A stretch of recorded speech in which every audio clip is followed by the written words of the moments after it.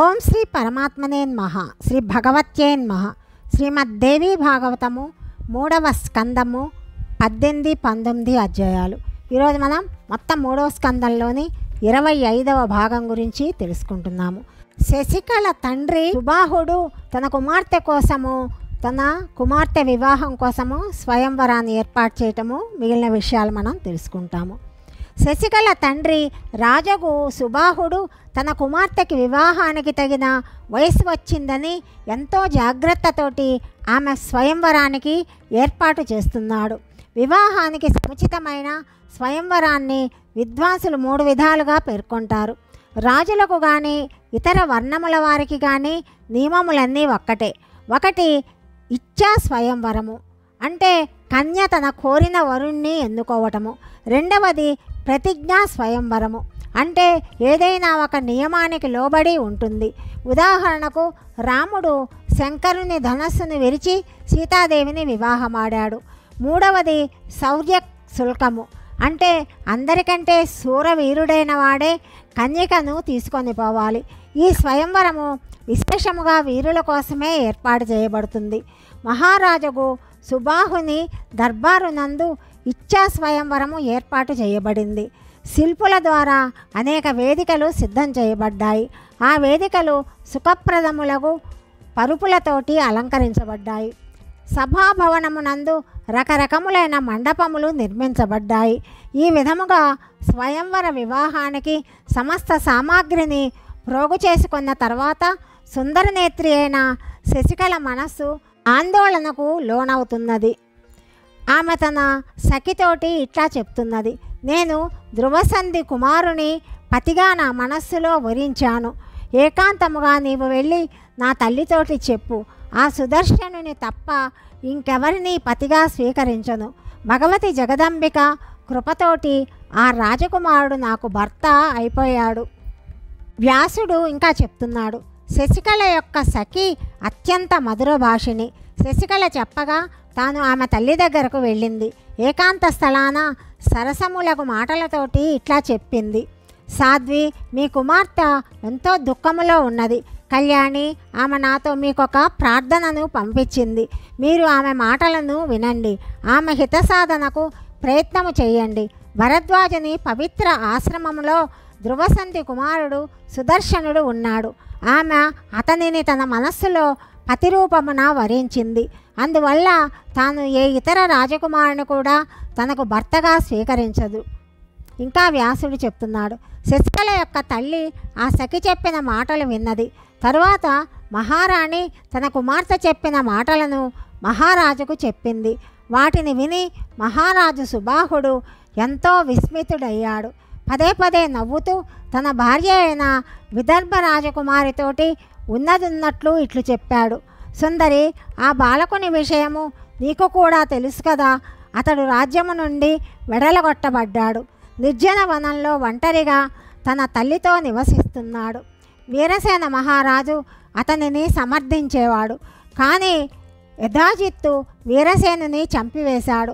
సుందరనేత్రి ప్రియురాల ఆ నిరుపేద అయిన బాలుడు నా కుమార్తెకు భర్తయగుటకు ఎట్టి అర్హత కలిగి లేడు. ఈ విషయమున నా కుమార్తెకు నచ్చకపోవచ్చు. ఒకరిని మించిన వారొకరు ఎంతో ఐశ్వర్యవంతులకు నరేశులు స్వయంవరానికి రానున్నారని నీవు ఆమెకు చెప్పు. వ్యాస మహర్షి ఇంకా చెప్తున్నాడు: భర్త ఆదేశానుసారము మహారాణి సుకుమారి అయిన తన పుత్రికను ఒడిలోకి తీసుకున్నది. ఆమెను ఊరడిస్తూ మధుర స్వరంతో అంటున్నది: అమ్మా, నీవు అప్రియములు ప్రయోజనము లేని మాటలు నాకెందుకు చెప్తున్నావు? నీ మాటల వలన నీ తండ్రికి మిక్కిలి కష్టము కలుగుతున్నది. సుదర్శనుడు ఎంతో దురదృష్టవంతుడు, రాజ్యము లేనివాడు, ఆశ్రయహీనుడు. అతని వద్ద ధనము కూడా లేదు. బంధువులు కూడా అతన్ని ఇంటి నుండి బయటకు పంపారు. తన తల్లితోటి వనములందు నివసిస్తున్నాడు. ఫలమూలములతోటే అతడి ఆకలి తీరుతున్నది. అట్టి భాగ్యహీనుడు, బలహీనుడు, వనములందు నివసించేవాడు నీకు వరుడుగా నిశ్చితముగా అనర్హుడు. సుదర్శనుడు తప్ప ఇతర రాజకుమారులు అనేక మంది బుద్ధివంతులు, సౌందర్యవంతులు, గౌరవనీయులు, రాజచిహ్నములతో సుశోభితులైన వారందరూ నీకు తగిన వరులు ఉన్నారు. ఈ సుదర్శనుని సోదరుడే ఎంతో కోమలుడు. ఇప్పుడు కోసల దేశాన్ని ఏలుతున్నాడు. అతడు ఎంతో సుందరుడు. అతనిలో ఉత్తమ లక్షణములన్నీ విద్యమానములై ఉన్నాయి. సుందరమైన కనుబొమ్మలు కలదానా, నేను ఇంకొక మాట విని ఉన్నాను, దానిని కూడా చెప్తా విను. రాజగు యుధాజిత్తు సుదర్శనుని వధించడానికి నిరంతరము ప్రయత్నశీలుడై ఉన్నాడు. అతడు భయంకర యుద్ధమున విజేతయ్యై తన దౌహిత్రుడగు శత్రుజిత్తును రాజ్యసింహాసనానికి అభిషక్తుణ్ణి చేశాడు. ఆ యుద్ధమున సుదర్శనుని తాతయ్య అయిన వీరసేన మహారాజు చంపబడ్డాడు.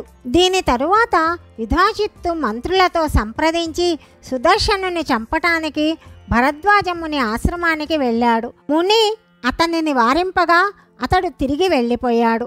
అందువలన అట్టి వరుడు నీకు యోగ్యుడు ఎట్లా కాగలడు? శశికళ చెప్తున్నది, అమ్మా, నాకు ఆ వనవాసియకు రాజకుమారుడే ఇష్టము.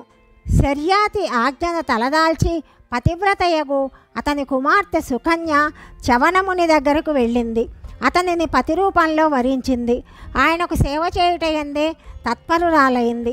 అలాగే నేను కూడా సేవామయ జీవితాన్ని గడుపుతాను. భర్త సేవ చేసి స్త్రీలు స్వర్గమును మోక్షాన్ని కూడా పొందుతారు. కపటము లేని కార్యము స్త్రీలకు తప్పక సుఖాన్ని కలిగిస్తుంది. ఆ వరుని వరించుటకు భగవతి జగదంబ నన్ను స్వప్నమున ఆదేశించింది. అందువల్ల అతనిని తప్ప ఇతర రాజకుమారుని నేనెట్లా వరించేది? భగవతి నా హృదయము అను గోడ మీద సుదర్శనుడు అనే వరునిగా రాసిపెట్టింది. కాబట్టి అతనిని వదిలిపెట్టి నేను ఏ రాజకుమారుని నా భర్తగా స్వీకరించను. వ్యాస మహర్షి చెప్తున్నాడు. రాజా, అప్పుడు శశికళ అనేక ఉదాహరణలను తన తల్లికి చెప్పి ఆమెను సమాధానపరిచింది. అప్పుడు రాణి ఆమె చెప్పిన మాటలన్నింటినీ రాజుకు తెలిపింది. అయినప్పటికీ స్వయంవర వివాహము యొక్క ఏర్పాట్లు ఆగిపోలేదు. స్వయంవరము యొక్క ఆ దినము దగ్గరకు రానే వచ్చింది. దీనిని విని శశికళ వెంటనే ఒక బ్రాహ్మణుని భరద్వాజముని ఆశ్రమానికి పంపించింది. ఆమె ఆ బ్రాహ్మణునితోటి ఇట్లా ప్రార్థించింది, మీరు సుదర్శనుని దగ్గరకు వెళ్ళండి, కానీ మీరు వెళ్ళిన విషయము నా తండ్రికి తెలియకూడదు. బ్రాహ్మణ దేవత, మీరు నా మాటల యందు ధ్యానముంచి ఎంతో శీఘ్రముగా భరద్వాజ ఆశ్రమానికి వెళ్ళండి. నా వైపు నుండి సుదర్శనునికి ఇట్లు చెప్పండి, నా తల్లిదండ్రులు నా స్వయంవర వివాహానికి ఏర్పాట్లన్నీ చేశారు. ఆ స్వయంవరానికి బలశాలురగు అనేక మంది రాజులు వస్తారు. కానీ నేను ఎంతో సంతోషముతో అన్ని విధములా మిమ్మల్నే పతిగా వరించాను. దైవ సమానుడైన రాజకుమారుడు నీకు భర్త అవుతాడని భగవతి స్వప్నంలో చెప్పింది. అట్టివారు మీరేనని కూడా చెప్పింది. విషమును సేవించుట, మండుతున్న అగ్నిలో దూకి నన్ను నేను హోమము చేసుకొనుట సంభవమే. కానీ తల్లిదండ్రులు చెప్పినప్పటికీ నేను మిమ్మల్ని తప్పక ఇంకెవ్వరిని కూడా భర్తగా స్వీకరించలేను. మనస్సు, వాక్కు, కర్మల చేత మిమ్మల్ని వరించాను. భగవతి జగదంబ కృప వలన మన ఇరువురికి వివాహము తప్పక జరుగుతుంది. దైవబలం అన్నింటికంటే శ్రేష్టమైందని తలుచుకొని మీరు నేడే ఇక్కడికి రండి. సకల చరాచర జగత్తు ఆ దేవి అధీనంలో ఉన్నది. అట్టి భగవతి యొక్క ఆదేశము ఎప్పుడు కూడా అసత్యము కాదు. శంకరుడు మొదలగు సకల దేవతలు ఆ భగవతి ఆధిపత్యముననే మనుగడ సాగిస్తారు. ద్విజవర, మీరు రాజకుమారుని ఏకాంత స్థలానికి తీసుకువెళ్ళి నా మాటలన్నింటినీ ఆయనకు చెప్పండి. పుణ్యాత్ముడవైన ప్రభు, నా ఈ కార్యము సఫలమగునట్లు ప్రయత్నము చేసి నన్ను అనుగ్రహించండి. ఈ విధంగా చెప్పిన తరువాత శశికళ దక్షిణని ఇచ్చి ఆ బ్రాహ్మణ దేవుని పంపేసింది. అప్పుడు వెంటనే ఆ బ్రాహ్మణుడు భరద్వాజుని ఆశ్రమానికి వెళ్ళి సుదర్శనకు విషయమంతా చెప్పాడు. తరువాత అక్కడ నుండి తిరిగి వెళ్ళాడు.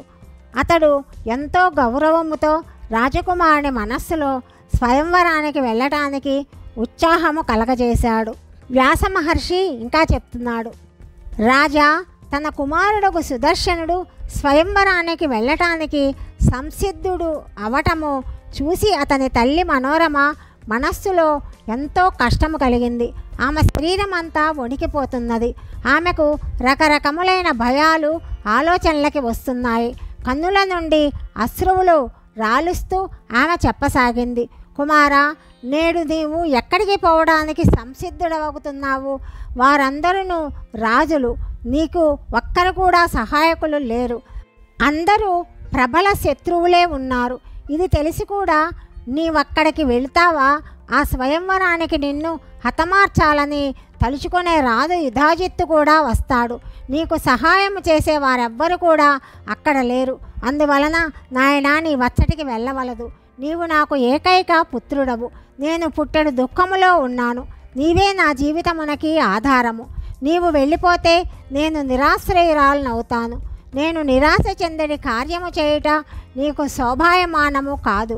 నా తండ్రిని చంపిన రాజు కూడా ఆ స్వయంవరానికి వస్తాడు. నీవు ఒంటరిగా వెళితే అతడు నిన్ను కూడా వధించవచ్చు. సుదర్శనుడు చెప్తున్నాడు, భద్రురాలవగు తల్లి, జరగవలసింది జరిగే తీరుతుంది. ఈ విషయమున విచారించుట వ్యర్థము. నేను భగవతి జగదంబ ఆజ్ఞను శిరసావహించటానికే ఆ స్వయంవరానికి వెళుతున్నాను. అమ్మా, నువ్వు క్షత్రాణివి, శోకించుట నీకు తగదు. భగవతి యొక్క కృప వలన నా మనస్సులో పేరుకైనా కూడా భయము లేదు. ఈ విధంగా చెప్పి సుదర్శనుడు ఏమి చేశాడో తదుపరి భాగంలో తెలుసుకుందాం. సర్వం శ్రీకృష్ణార్పణమస్తు.